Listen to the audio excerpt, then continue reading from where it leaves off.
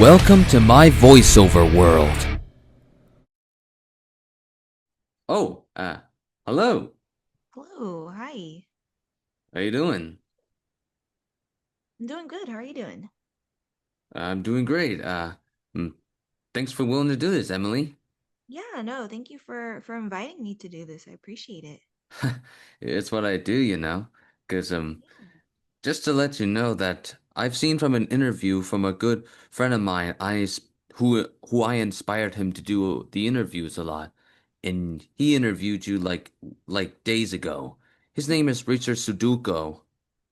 Yeah, I remember talking to him. Yeah, Yeah, he was really nice. he is. I inspired him to do interviews. You know that? Yeah, that's really cool. Heck yeah, I love that. Because, hey, I'm the reason why a lot of people just do a lot of great stuff in life. Yeah, that's awesome that you're inspiring people. Indeed. You know, I've been wanting to say this to you, but I've been getting to know a lot about you because of your character from Solo Leveling. And Oh, okay. Yeah, that's and awesome. and because of that, I'm beginning to look deeper into behind every single biography of who you are and your roles that you have done.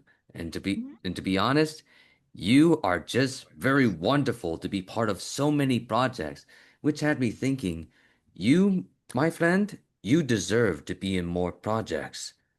Oh, thank you. I appreciate it. Yeah, I mean, I hope to book more work in the future as well. So, And that's the hopefully, idea.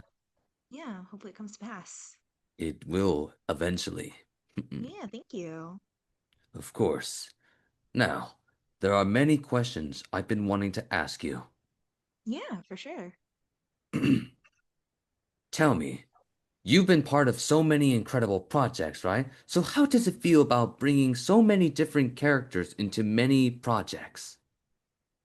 Yeah, I mean, it's a privilege, it's an honor every time I get to step in the booth, every time I get to, play and, help tell someone else's story, with my voice. And I'm very lucky.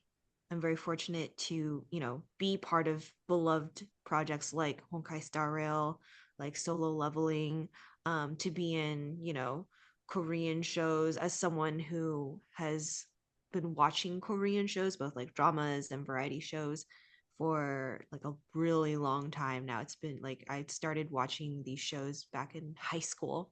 So it's very surreal and just I can't believe it sometimes that I get to be part of these things, even just like a small part. Hmm, that's very interesting to hear from you, which leads me to the most important question, but Mhm. how did you get into voice acting, and what was the best decision you've made so far that has excelled into your career? For what purpose? Yeah, so what inspired me to pursue voice acting, I've always been a fan of cartoons, of anime, of video games ever since I was a kid. And I was always interested by the thought of it once I like learned what it was, but never really thought I could do it. I remember uh watching a YouTube video of Veronica Taylor at a convention. She's the original voice of Ash Ketchum, and I had originally thought that Ash was, voiced by a boy, and I didn't realize it was actually Veronica Taylor. And so when she, did a line as Ash, I think like falling off a cliff or something, it was mind blowing. Like, oh my God, she's Ash Ketchum. Like this woman is Ash Ketchum, and that like, you know, that was so cool to watch. And yeah, and then I when I started regularly watching anime at the end of elementary school, beginning of middle school, I was always most interested in the voice actors and seeing who they were, what other shows they had been in that I might have watched, and then always kind of like trying to pick out their voices whenever I would start a new anime. So I've been a fan of the Japanese voice acting industry since I was like 10, and, always wanted to be part of that industry, but again, like didn't believe I could do it. One, because I don't live in Japan and I'm not like I don't speak Japanese fluently like a native speaker. And so that was always just like, oh, that would be really cool to do, but never ever thought I would ever do it. And then yeah, when I was in university, I took a voice acting class because my university offered that, and they have, a really big, basically like a booth, like a studio. Um, and being in that, you know, booth and studio every week just was so electrifying. And I was like, wow, like this is what I want to do. And also hearing the story of Max Middleman, um, who, because I was pre med at the time, and when he was in university, he was also pre med, not feeling very fulfilled, and then pivoted to voice acting. So when I heard that story, because we had gone to the same university at different times though, uh, when I heard that story, I was like, oh, wow, like I really relate to that. I'm in pre med. I'm not feeling very fulfilled. And I seem to really enjoy voice acting, at least, based on how I'm feeling right now in this class, in this booth. So, yeah, then I decided, I was like, well, maybe if Max, was able to do it and be very successful, maybe I can do it too. And so I pivoted from pre med into voice acting. And I would say the best decision I made to, propel myself forward is just constantly saying yes to myself. Like anytime I was at a crossroads of like, well, do I, take this class, or, do I go to this event, or do I do this audition, or, you know, do I buy this equipment, or, anytime I was at a not necessarily a crossroads, but I, you know, had to think about like, do I do this or do I not? Like, do I save money or do I not? Like, am I ready for this or am I not? Like, I always, anytime I said yes to myself and I just did it, or I, just I gave myself permission, then that was always honestly the best decision. Like, I can't necessarily pinpoint just one thing, but I know that every time I've said yes to myself, that's, what has allowed me to even get this far in a relatively short amount of time. And, it's the same thing in the booth. You have to just give yourself permission to, feel the feelings, to act, to live in the moment. You can't like hold yourself back. So it's always just say yes. Say yes to yourself. Well, that's the most interesting thing I'm beginning to hear from you. Oh, And thank you. and also, that's how you got into voice acting because of all that experience you've gone through all that Pokemon stuff and all that kind of thing. And you want to know something so funny? I Oh, what's met Max Middleman twice. And oh you want to know the wow. fun fact is? He's been a big fan of my YouTube channel for 4 years because of the videos Wow. I made for him. And I'm actually That's going to awesome. meet him the third time, like around August. And he's he's how do I say this? Like he and I have been interacting on Instagram lately because of the comments I did for him. Oh, that's awesome. Heck And yeah. and you want to know something? You saying something about you getting into anime reminded me of how I got into it. Because the truth is, I never knew about anime back then. All I know is that both Dragon Ball Z, Pokemon, and yeah, and Naruto was one of the few childhood that I never knew were anime. But because of that show, One Punch Man, back in 2016, it opened my eyes to anime. It helped me discover voice actors, including Max and everybody. And it's what led to my desire of wanting to get into the industry of voice acting, which is why what I've been doing all these years through my YouTube channel, Seba's Voiceover World, it is the it became my greatest success, which that's why my desire to working with you and everyone in the industry will be accomplished eventually. Yeah, That you is just my goal. gotta believe. and move forward. That's awesome. And that's the whole purpose there, which is why everybody, even the voice actors themselves, all supported me. And it's what led to my motivation to keep on going. Yeah, no, that's awesome. Heck yeah. Indeed. Now, there is something I like to ask you, but do you remember the very first character that you ever voiced as, like your first ever audition? And what was the experience like for you? My first ever audition, I don't know if I remember exactly what it is. I have it written down so I can look at it. Um, so it looks like I auditioned for like a project at USC. It was like a candle. It's like a candle character. I don't remember the audition itself right now, just because like a lot of voice actors have the mentality of just send and forget. So you send an audition. Well, you do the audition, you send it in, and then you forget all about it just because a lot of the time, 90% of the time, we are auditioning. And so remembering every audition is, it kind of ties you to the project, and a lot of the times we get rejected, unfortunately, but that's just, that's part of the industry. And so it's just mentally healthier a lot of the time to just do the audition, live in the moment, send it off, and then forget you ever did it, so that way you're not constantly thinking about, oh, did I book it, did I book it, it's been 2 days, it's been 5 days, it's been 1 month, did I book it, did I book it. So just let it go, and then if it's meant for you, or if you did a great job, or both, a combination of both, then you'll hear back, whether it's for a callback or for a booking, and then you can remember uh what you did, because you'll need to know for the actual job, for the actual booking. um but in terms of my first ever booking, that's Clara from Honkai Star Rail. So I remember everything about that audition, and the experience of receiving the email saying that I booked the project, a Star Rail. I didn't know that I was Clara just yet, because I had auditioned for multiple characters. And yeah, and then when I first stepped into my very first voiceover professional voiceover session, my first voiceover session ever, because that was the first thing I ever booked.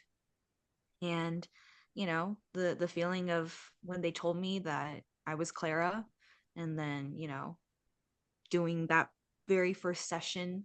It was very short, it was 30 minutes, but I was excited, I was nervous, I learned a lot on the job. And it was also nerve-wracking because the client was there. um so I could like hear them discussing things in Chinese about what they wanted in their performance. And yeah, again, it was just exhilarating. And Clara as a character is just so incredibly special to me, and has opened so many doors. And she's just the sweetest girl that has ever existed. And I'm just so grateful every day that I get to be her. Interesting. So that was your first ever character that you played as. I just wanted to gain information so that one of these days, whenever you get yourself into a lot of projects and everything, eventually over time, I will do a voice showcase for you for my YouTube channel, like how I've done it for many others for 4 years, through Billy Kometz, through Brad Venable, Lance Riddick, everyone.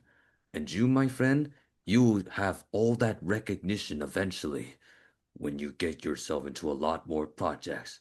I promise you that with all my heart. No, thank you. I appreciate the belief in me and the support. That is what I do, you know. The support is what leads to great progress. That's the Yeah. whole reality that I'm beginning to see so far. Now then, how does it feel about stepping into the role of Jing Yoon Do in the Pyramid Game? What do you like most about being in that project? Yeah. Pyramid Game, which funnily enough, I literally just finished watching finally. I hadn't had time to watch it last year. when it came out, but I finally was able to just sit down when I was at a con and I was like by myself. I was like, well, I have a lot of free time. I guess I'll just watch Pyramid Game, until I feel like going to bed. And yeah, I recently watched it and it's so intense and so like emotional. And because Yondu, she's not like a huge part of the show. She like is peppered in, you know, a minute here, a minute there. And like I would say up like over half the episodes, and I also did some like additional voices, just some bits and Walla in between. Um, it was, I didn't really quite see the full picture of the show, of the drama, until I recently watched it. And I was like, wow, this is really, really intense. But getting to be her was fun. She is she's self-serving in a way that's not necessarily harmful in the way that the other characters were. I remember when I, you know, was doing my sessions, I was thinking like, oh gosh, she's like, kind of a mean girl. But once I watched the show a little more, I was like, oh, okay, it's not necessarily that she's a mean girl. She is just trying to protect herself, be successful, especially in this toxic environment. And, she never actively hurt anyone, which is something that she says in the last episode. She was like, I never bullied anyone. I never hurt anyone. I was just trying to, you know, do my thing and, you know, get good grades. So like why am I being punished? And I think it in a way shows like bystanders do in a way contribute to, in this case, the show was about school violence. So bystanders do contribute in a little bit to bullying. And if you see something, you should say something. Don't necessarily turn a blind eye, because while you might not be punished the same way that the actual perpetrators are, who rightfully deserve a greater punishment, there will be some consequences if you just let bad things happen. So I thought that was like really good, social commentary. I see. So that's what you like most about being in that show. 'Cause hey, you just being part of it was just a very good treat to you. Plus, I give props to Heather Gonzalez for bringing you into that show, especially when you get to interact with a lot of people, such as the ones that I got to meet with, like somehow with Don M. Bennett, Kate Clark, Courtney Lynn, and everybody else. But you being part of it, a most genius move that was ever been done by Heather herself. And I'm Yeah, no, glad she I brought you love in. Heather. Yeah, no, Heather's fantastic, and it was really fun being directed by her and working with her. So I'm Yeah, very grateful that she thought of me. yes, she did. Especially when she's on the other hand, Heather's in like in Invincible through Persona through Go Go Loser Ranger and all those type of projects, but her being a voice director, the most surprising thing ever. So yeah. Now without further ado, playing Lee Hya's song in The Devil's Plan must have been so exciting, right? So what was your most favorite aspect about being in that project? Yeah, oh my goodness. Being in the Devil's Plan was so much fun because I love watching Korean variety shows. Like I watch Running Man every week, and I've been watching Running Man every week for the past, I don't know, like 7 years at this point. I think 7 to 8 years. It's been a long time, and the show itself has been out for 15 years at this point. Um, so getting to be in a Korean variety show that's, has game elements in it was really, really fun for me. And, spoilers, I wish, Haesung had lasted a little longer in the show. I wish she hadn't been eliminated so early because I feel like she had a lot to bring. She was very sweet, very sociable, like she was smart. Everyone in that show was smart, obviously. That's the whole point. They like brought like 12, very smart people to come together and see who can outwit, the rest. So uh, she's, very smart and very capable, and I wish she had gotten a chance to just show more of that in the show. But for the couple episodes that she was in and that I got to dub over, it was really really fun. It was intense. She cries, she laughs, so it was like kind of the whole range of emotions. But it was really fun getting to pretend I was in a Korean variety show, because that's probably the only way I'll ever get to actually be in one, is dubbing over people who are physically there. Well, that's the most interesting thing I'm beginning to hear from you, because I got to know about that show because of everyone right there, because you being part of it was just the most awesome thing ever. Plus, whoever brought you in, I give props to that voice director for bringing you into that project. And about Korean, I actually met one actress who is from Korean but is currently staying in New York right now, who Oh, recently that's got herself cool. involved into a lot of like like the Street Fighter and Fatal Fury. You know who I'm talking Wow. about? I don't think I do. It's Rebecca Rose, Oh, okay. Hey. who currently got herself involved into audio description narration for K-pop Demon Hunters. Oh, I g- wow. I got to meet with her, and she's a complete honest person. Mm-hmm, mm-hmm. So, yeah, that's an honest fact I wanted to tell you right there. Oh, wow, that's really cool. That's incredible. Indeed. Especially since she's been supporting me on all the stuff that I've been doing. So, yeah, Oh, that's really awesome. indeed. Now, in DuoQ, what stood about you voicing the character Taylor? Do you relate to her by any means? Yeah, no, getting to be in DuoQ, as basically the only voice character, Tala, was really really fun.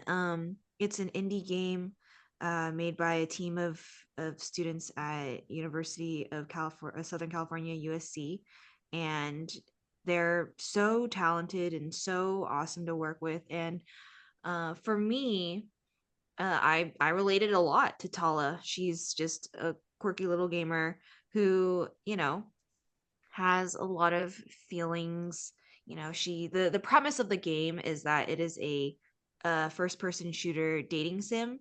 So you as the player are queuing up with Tala in this FPS game called To the Heart, and she basically is flirting with you and, trying to possibly, go on more dates, more online dates in this game or other games with you by the end. And so, as someone who loves romance, it was really fun getting to just, pretend uh, that I'm queuing up with someone and just flirting with them and being like, "Hey, want to play more games together?" So, yeah, I related to her a lot. Well, that is the most interesting thing I'm beginning to hear from you. Because, hey, you being part of DAQ was just like the most spectacular thing ever done. And the ones who brought you in, I give props to those people there for making you such a remarkable character right there. Because Oh, that's thank the thing. you. Because, hey, that's the thing about video games is just by understanding the characters and who they are on the inside. So, yeah, that's something I'm beginning to learn. And, Yeah, no, I'm very grateful. yep. Speaking of a video game, which you might like this question, but Clara in Honkai Star Rail must have been such a legendary character you played as, right? So, what made that role so special to you? For me, it's that she was my first ever voice acting booking, my first ever acting booking in general. Like I had done, I guess, musical theater technically, like in my elementary school, because we have music class. So we had, and I remember, going early to rehearsals in the mornings in elementary school. But my like first ever professional like acting booking in general ever was Clara. And so, she is the first character that I ever got to go to a session for, the first character like who like the game was released and I got to play through the game, which I still actively play through Honkai Star Rail to this day. She was just a lot of firsts for me, and again opened so many doors of opportunity. I think people started taking me more seriously as a professional because of her. And just her character in general, I love it so much. She's very sweet, she's very kind, she's very intelligent, she's very capable.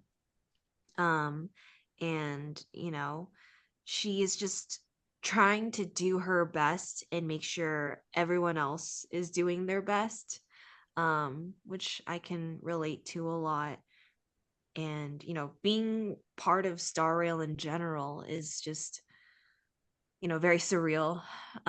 It's a huge honor, and the fact that it's it was my first ever project again means the world to me. Like Clara basically was a dream role that I never knew I had until I booked her, and I was like, wow, this fulfills so many goals that I had that I didn't think I would achieve until years later.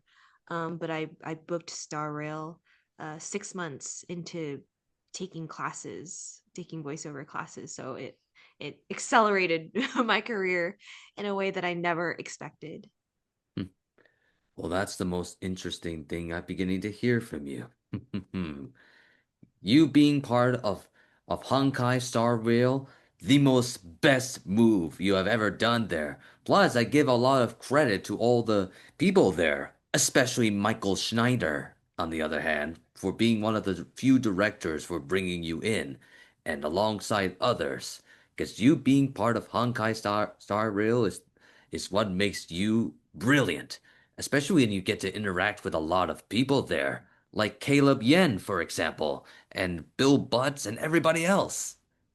Yeah, no, like I've become friends with a lot of the cast members, and I think that's also what makes Star Rail so special to me, is that it not only brought me this incredible credit, and an incredible character that I get to you know live in and help tell that story, but it just brought me some really cool friends, some lifelong friends that I cherish every day.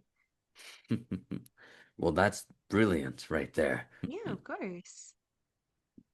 Oh, this question right here will be the most genius one ever, and it will surprise everyone, but being part of solo leveling as COG Wu must have been the most coolest character you play, right?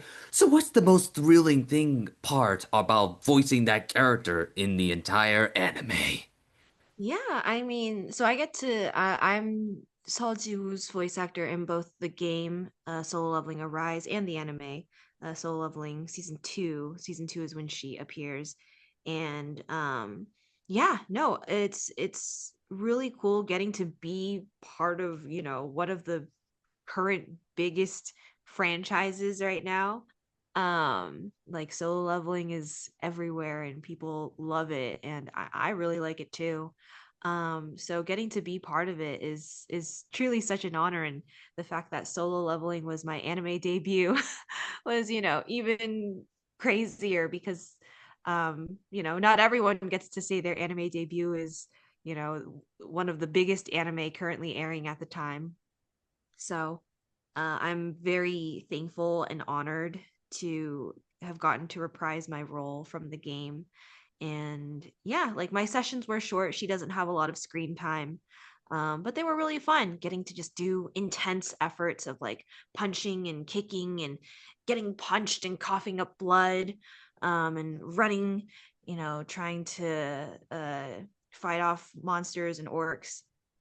So they were short sessions, but they were very intense sessions. And I really enjoyed that because, I don't get to often do more physically intense sessions just because Clara is very sweet and doesn't fight and is very internal. Um, Jiwoo is different in the game than she is in the anime. In the anime, we definitely like toughened her up a lot more. But in the game, surprisingly, you would never know just by looking at her design. But personality wise, she's actually very similar to Clara in that she's shy and insecure and doesn't want to hurt anyone and is like trying to make sure everyone's okay. And so playing that dichotomy of being, very cautious and nervous, but also, being strong because she is a brawler. She punches things. She has this really cool water dragon in her ultimate. So getting to play that dichotomy was really fun. And then it turns out like Ju, at least in the video game, is an Idol fan, which I thought was hilarious because I didn't know that when I had read for her. Um, but I'm also like an Idol fan. I love K-pop and I've been a K-pop fan since I was 13. So it's just, the roles that are meant for you kind of thing where I didn't even know that she was so similar to me. And then when I found out, I was like, okay, this is a really fun coincidence. Well, that's the most interesting thing I'm beginning to hear from you. Because, yeah, you being part of solo leveling was the best move you have ever done, both in video game and anime, right there. And I'm gonna be real honest, but your character is really attractive, not because of the way she looks, but the way her personality, and you voicing her right there. And I Oh, give thank you. props to Christopher Bevins and Caitlin Glass for bringing you into that franchise right there. But yeah, and for anyone knowing this, please 30 seconds to avoid spoilers or anything. But I have learned from the manga that your character she'll be playing a more significant role in that entire franchise right there. That she will eventually be joining the entire crewmates for a third season right there, which is currently in production right now. So if she returns, so should you, my friend. Yeah, I mean, yeah, I know she appears in the sequel, Ragnarok, and apparently has like a more significant role in the sequel. So, fingers crossed that Ragnarok gets an adaptation. It's never a guarantee, but hopefully with solo leveling success, they see that the audience wants more and creates more. So, fingers crossed. Indeed. So yeah. Yeah. Well, Emily, it's such an honor to meeting you right there, and that having you right there will help people recognize you for who you are right there. Thank you so much. Yeah, no, I appreciate it. Of course.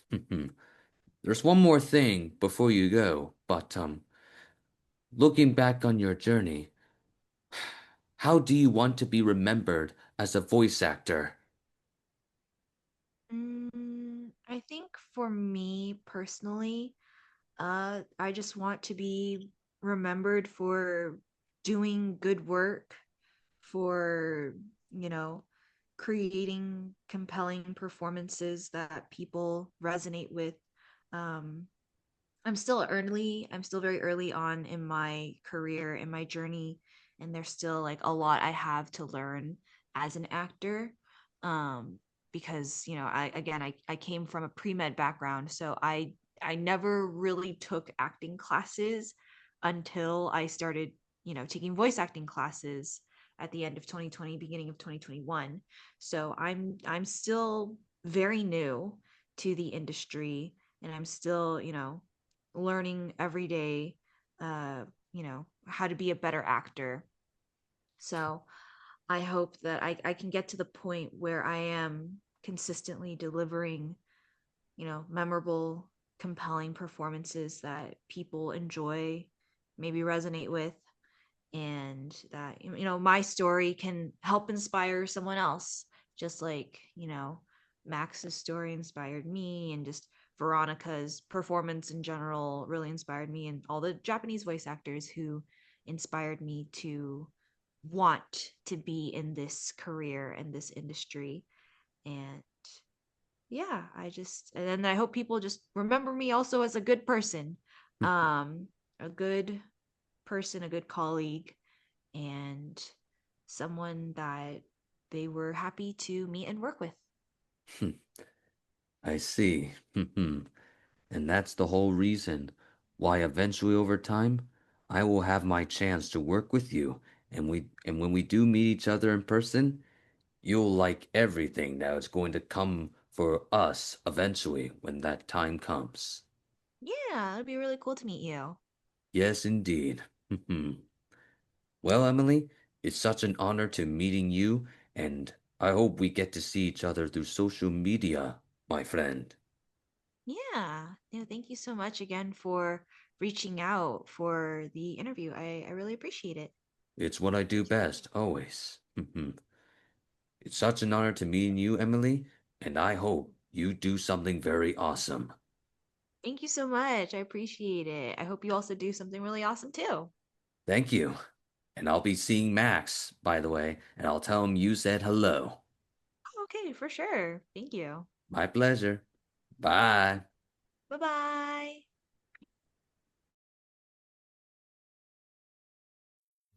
Want to keep up with my journey?